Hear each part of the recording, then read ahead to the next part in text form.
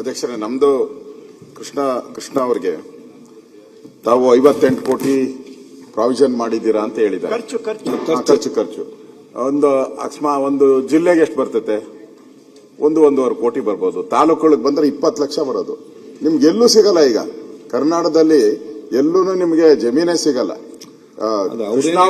ಇದ್ದ ಸರ್ಗ ಜಾಗ ಕೊಟ್ಟು ಈಗ ನಾವು ಅತ್ಯಂತ ಪರ್ಚೇಸ್ ಪರಿಸ್ಥಿತಿ ಬಂದಿದ್ದೀರಿ.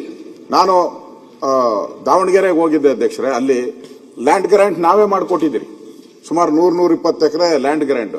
ನಾನು ಹೋಗಿ ಅಶ್ವತ್ಥ ಕಟ್ಟೆ ಮೇಲೆ ಕೂತ್ಕೊಂಡು 1 ಎಕರೆ ಕೊಡ್ರಯ್ಯ ಅಂದ್ರೂ ಒಬ್ರು ಕೊಡಲ್ಲ. ಸ್ಕೂಲು ಕೊಡಲ್ಲ, ಆಸ್ಪತ್ರೆ ಕೊಡಲ್ಲ. ಅದಕ್ಕೆ ನಾನು ಹೇಳುವಂಥದ್ದು, ನಾನು ಅವಾಗ ಪ್ರಯತ್ನ ಮಾಡಿ ಎಲ್ಲ ಡಿಸಿಗಳಿಗೂ ಹೇಳಿದ್ದೆ, ದಯವಿಟ್ಟು ಇನ್ಮೇಲೆ ಎಲ್ಲೇ ನೀವು ಲ್ಯಾಂಡ್ ಗ್ರಾಂಟ್ಗಳು ಮಾಡಿ, ಇನ್ನು 20-30 ವರ್ಷಕ್ಕೆ ಅಲ್ಲಿ ಸ್ಕೂಲು, ಅಂಗನವಾಡಿ, ಸ್ಮಶಾನ ಅದರ ಪ್ರಾವಿಷನ್ ಮಾಡದಾದ್ಮೇಲೆ ಕೊಡಬೇಕು ಅಂತ ಸ್ಟ್ರಿಕ್ಟ್ ಆರ್ಡರ್ ಮಾಡಿ.